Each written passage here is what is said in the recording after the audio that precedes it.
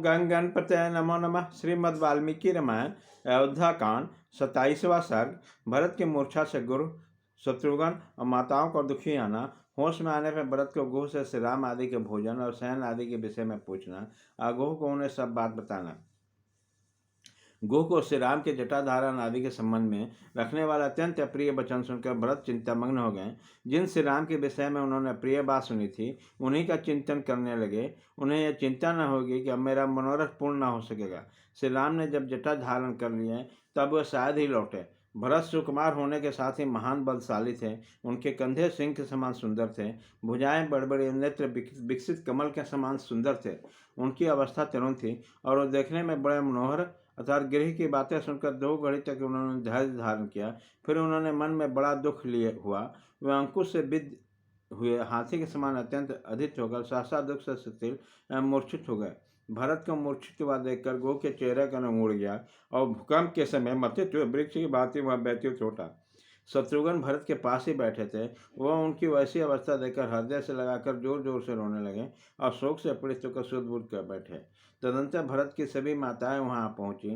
पति वियोग से दुखी उपवास करने के कारण दुर्बल और हीन हो रही थी। भूमि पर पड़े हुए भरत ने को उन्होंने चारों ओर से घेर लिया। सबकी सब रोने लगे। कौशल्या का हृदय भी दुख से और भी कातर हो चुका। उन्होंने भरत के पास आकर उन्होंने अपने गो से चिपका लिया, जैसे बछड़ा गौ अपने बछड़े को गले में लगाकर छाती है। उसी तरह शोक से व्याकुल हुई तपस्वी कौशल्या ने भरत को गोद में लेकर रोते रोते पूछा, बेटा तुम्हारे शरीर को कोई रोग तो कष्ट नहीं पहुंचा रहा। अब इस राजवंश का जीवन तुम्हारे ही अधीन है। बस मैं तुम्ही को देखकर जी रही हूँ। श्री राम लक्ष्मण के साथ वन में चले गए और महाराज दशरथ स्वर्गवासी हो गए। अब तुम ही एकमात्र हम लोग के रक्षक हो।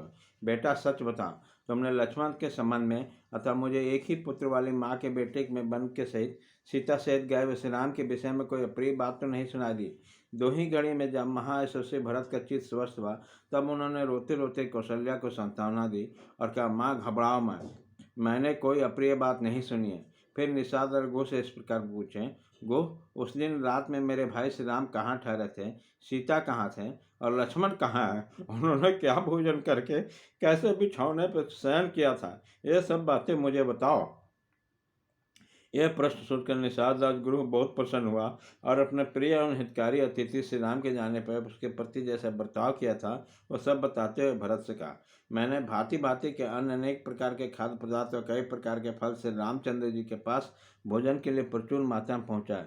सत्य पराक्रमी श्री राम ने मेरी दी हुई सब वस्तु स्वीकार की, किंतु क्षत्रिय धर्म का स्मरण करते हुए उन्होंने ग्रहण तो नहीं किया, मुझे आदरपूर्वक लौटा दिया। फिर उस महात्मा ने हम लोगों को समझाते हुए कहा, सखे, हम जैसे क्षत्रियों को किसी से कुछ नहीं लेना चाहिए, अपितु सदा ही देना चाहिए। सीता से श्री राम ने उस रात में उपवास किया। लक्ष्मण तो जल ले आए थे, केवल उसी को उस महात्मा ने पिया। उनके पिए से बचा हुआ जल लक्ष्मण ने ग्रहण किया। जलपान के पहले तीनों ने मौन एकाग्रचित्त होकर संध्या उपासना की। तदनंतर लक्ष्मण ने स्वयं कुश लाकर श्री रामचंद्र जी के लिए शीघ्र ही सुंदर बिछौना बिछाया। उस सुंदर बिस्तर पर श्री राम सीता के साथ विराजमान हुए। तब लक्ष्मण दोनों के चरण पखार कर वहाँ से दूर हट गए। यही वह इंगली वृक्ष का जड़ है, यही वह तृण है जहाँ सीता और श्री राम दोनों में रात्रि शयन किए थे। शत्रु संतापी लक्ष्मण अपने पीठ पर बाणों से भरे 2 तरकस बांधे, दोनों हाथों की उंगलियों में दस्ताने पहने और महान धनुष चढ़ाए श्री राम के चारों ओर घूमकर केवल पहरा देते हुए रात भर खड़े रहे। तदनंतर मैं भी उत्तम बाण और धनुष लेकर वहाँ खड़ा हुआ जहाँ लक्ष्मण थे। उसी समय अपने बंधु बांधवों के साथ जो निंदा आलस्य त्याग करके धनुष बांध लिए सदा सावधान रहता था, मैं देवराज इंद्र के समान तेजस्वी श्री राम की रक्षा करता रहा। इस प्रकार श्री वाल्मीकि निर्मित आश्रमण आदि काव्य अयोध्या कांड में 27वां सर्ग पूरा हुआ।